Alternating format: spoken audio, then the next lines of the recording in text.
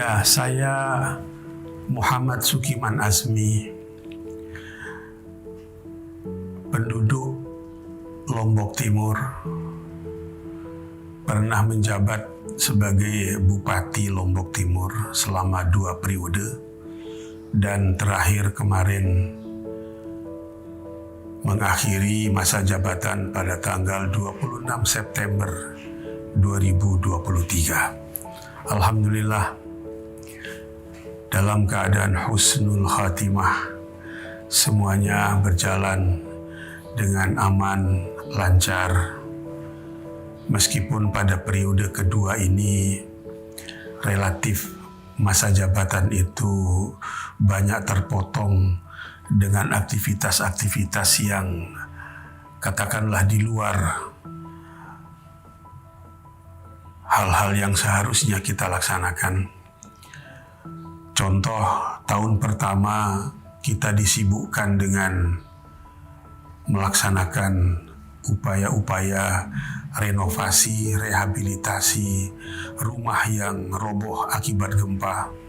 Kita ganti dengan rumah tahan gempa. Belum selesai kita melaksanakan itu, muncul COVID selama 2 tahun, di mana tradisi kita, kebiasaan kita untuk bersilaturahim dengan masyarakat menjadi terkendala akibat dari hal-hal yang seharusnya dulu kita lakukan menjadi tidak boleh dilakukan. Barulah pada 2 tahun terakhir ini berjalan normal pemerintahan itu, silaturahim itu, alhamdulillah, sampai dengan berakhirnya tugas kami pada tahun 2023 September kemarin. Bersyukur kepada Allah SWT, berjalan dengan aman lancar.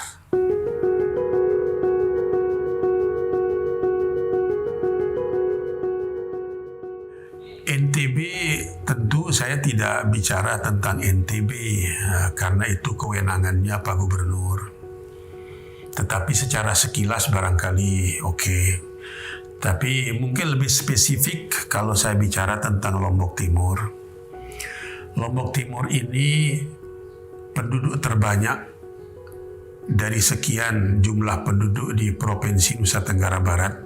1/4-nya ada di Lombok Timur, 1,4 juta jiwa, dengan luas wilayah yang terluas di Pulau Lombok. Dari 5 kabupaten kota itu 21 kecamatan dengan 254 desa kelurahan.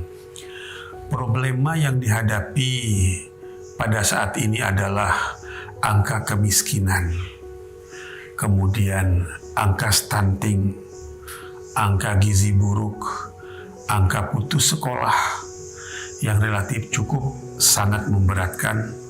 Namun alhamdulillah, ketika pada tahun 2018 kami dilantik, kami mewarisi IPM Lombok Timur itu berada pada nomor 9 dari 10 kabupaten kota. Kita berikhtiar seoptimal mungkin melalui program yang terkoordinir dengan baik, berkolaborasi dengan baik di bidang kesehatan, pendidikan, dan income per kapita masyarakat. Maka pada tahun 2020 meningkat 1 klik menjadi 8 dari 10 kabupaten kota. Kemudian alhamdulillah pada 2023 awal yang lalu BPS mengumumkan bahwa Lombok Timur berada pada nomor 7 IPM-nya dari 10 kabupaten kota di Provinsi Nusa Tenggara Barat. Namun demikian, tantangan yang kita hadapi relatif cukup memberatkan karena dampak daripada gempa, dampak daripada COVID, di mana anggarannya terserap untuk hal-hal seperti itu. Maka pada tahun 2022-2023 kita fokus untuk membangun 3 bidang ini. Pertama, kesehatan, kedua pendidikan, dan bagaimana kita berikhtiar untuk meningkatkan income masyarakat kita menjadi lebih baik lagi tingkat kesejahteraannya. Alhamdulillah pada dua sisi berhasil dengan baik. Tingkat derajat kesehatan masyarakat dan pendidikan relatif cukup tercapai dengan baik.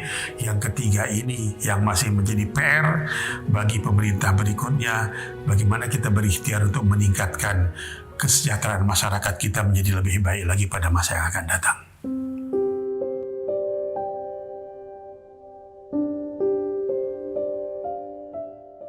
Ada satu teori barangkali yang perlu kita ingat, bahwa jika desa di semua kecamatan itu baik, maka pasti kecamatan itu baik.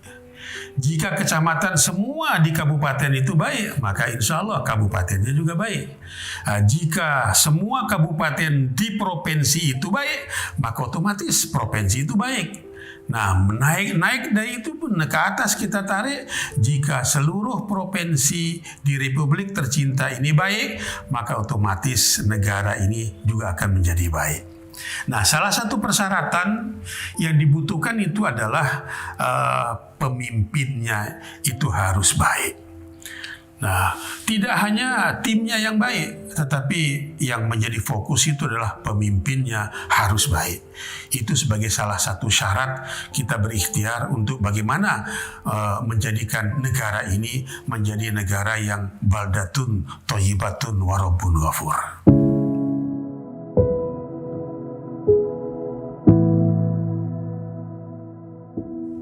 Di antara tiga calon ini, pertama Pak Ganjar, kedua Pak Prabowo, yang ketiga Pak Anies, saya melihat Pak Anies ini relatif spektakuler.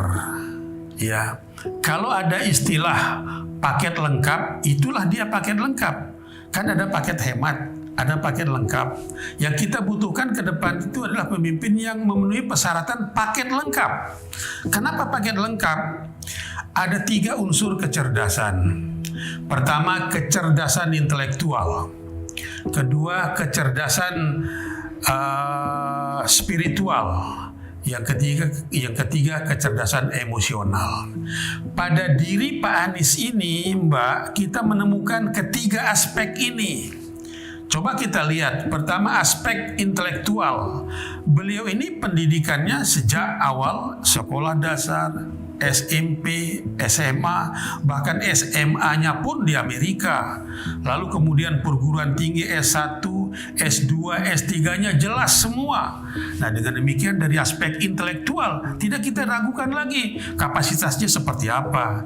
Nah, lebih-lebih lagi jika kita melihat tayangan-tayangan di medsos, di YouTube atau di manalah, ketika beliau berdialog dengan mahasiswa, dengan para tokoh masyarakat, itu semua dialog itu berjalan dengan nyaman, aman, tenteram, dan memuaskan semua pihak yang diajak berdialog pada itu. Dengan demikian maka kita tidak bisa menyaksikan lagi bahwa kriteria yang pertama, yaitu kecerdasan intelektual, itu beliau sangat memenuhi persyaratan sebagai seorang pemimpin. Lebih-lebih lagi kita tidak ragukan lagi, beliau kan pernah memimpin DKI Jakarta, pernah sebagai menteri, pernah sebagai rektor termuda di Republik tercinta ini, Rektor Paramadina. Yang kedua, kecerdasan emosional. Saya sangat terinspirasi dengan beliau itu ketika beliau dibully, ketika beliau dihinakan, ketika beliau didiskreditkan lah, katakan begitu. Beliau tidak pernah membalas dengan sebagaimana kita orang-orang biasa membalasnya. Ketenangan beliau, emosional beliau benar-benar terukur, tertata dengan rapi. Dengan demikian maka kalau kita lihat dari aspek itu, maka kita bisa mengatakan bahwa beliau dari aspek emosionalnya benar-benar memenuhi persyaratan sebagai seorang pemimpin. Yang ketiga adalah aspek spiritual. Saya melihat latar belakang beliau dididik oleh orang-orang yang ternama, berpengaruh, berpendidikan. Kan ibu beliau Profesor Doktor Alia, dosen, bapak beliau Abdul Rashid, kakek beliau Abdurrahman Baswedan, itu pahlawan nasional yang tentu mendidik beliau dengan spiritual yang tinggi. Lebih-lebih kita melihat sekarang ini, ketika pada satu saat beliau diajak bersolawat, solawat. Ketika beliau diajak zikiran, zikiran. Ketika beliau diajak diminta sebagai khotib, sila sebagai khotib bisa. Berceramah dalam nuansa keagamaan pun beliau bisa. Lebih-lebih lagi kita melihat beliau sholatnya baik, kemudian tata keramanya, sopan santunnya, itu benar-benar menunjukkan bagi beliau sebagai orang yang memenuhi persyaratan sebagai seorang pemimpin. Saya kira itu tolok ukurnya kalau menurut teman saya. Kecerdasan yang tiga itu, di samping tentu banyak hal yang lain, aspek pengalaman, aspek macam-macam yang sebagai penyempurna daripada indikator calon seorang pemimpin yang didambakan oleh masyarakat Republik Indonesia tercinta ini.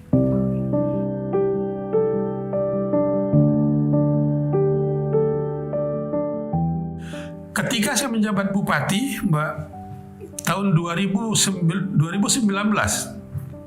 gempa terjadi. Beliau datang ke sini, ke Lombok Timur, memberikan bantuan kepada kami yang pada waktu itu memang sangat butuh bantuan. Tidak hanya aspek-aspek yang berkaitan dengan kebutuhan sesaat seperti makanan, minuman, selimut, dan lain sebagainya, tetapi juga beliau memberikan sesuatu yang sifatnya fenomenal, yang sifatnya yang menjadi saksi sampai dengan saat ini, yaitu sebuah gedung sekolah dasar yang roboh semuanya. Beliau bantu kami mendirikan kembali 6 lokal di situ, ditambah dengan perpustakaannya, ditambah dengan aulanya, sehingga kembalilah sekolah itu berfungsi sebagaimana semula. Nah, pada saat beliau datang itulah beliau tidak menunjukkan diri sebagai seorang yang pemberi sumbangan, tetapi sebagai orang yang menengok saudaranya, bersilaturahim dalam duka, dan beliau membantu. Kesan itu sangat mendalam bagi kami masyarakat Lombok Timur. Dan pada kesempatan-kesempatan yang lain juga, ketika bertemu dengan beliau tidak pernah melupakan silaturahim itu sangat terjaga dengan baik.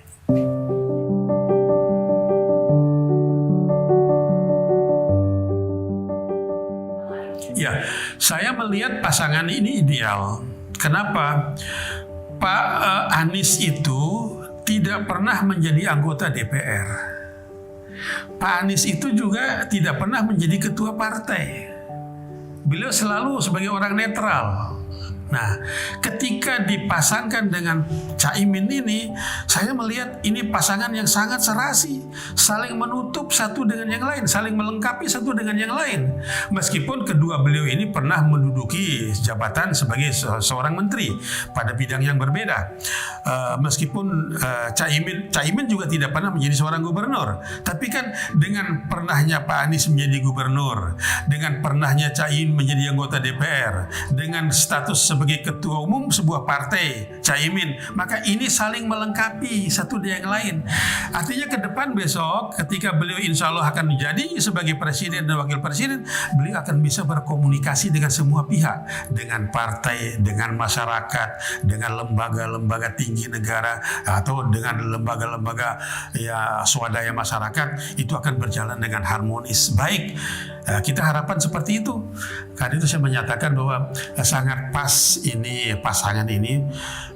Itu artinya adalah tangan-tangan Allah, tangan-tangan Tuhan itu sudah mulai bergerak untuk campur tangan dalam urusan bagaimana masyarakat atau rakyat Republik Indonesia ini mencari pemimpin yang ideal untuk ke depannya.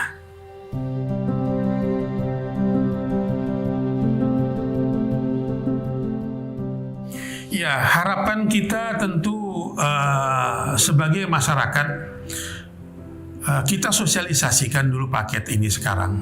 di semua lini, di semua kelompok, di semua stakeholder yang terkait, di semua jajaran masyarakat di Provinsi Nusa Tenggara Barat ini, khususnya bagi kami di Lombok Timur, kita akan sosialisasikan, dan harapan ke depan ketika beliau itu ditakdirkan oleh Allah Subhanahu wa taala menjadi presiden dan wakil presiden Republik Indonesia, maka kita berharap dapat menjalankan amanah itu dengan sebaik-baiknya.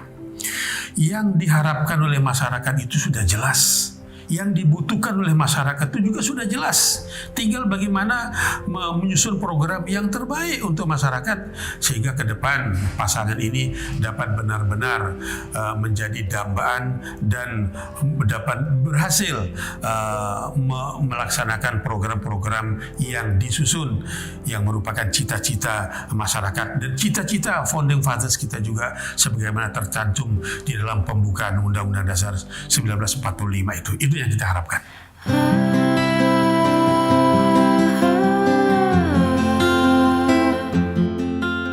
Satu kata untuk Anies Baswedan, mantap.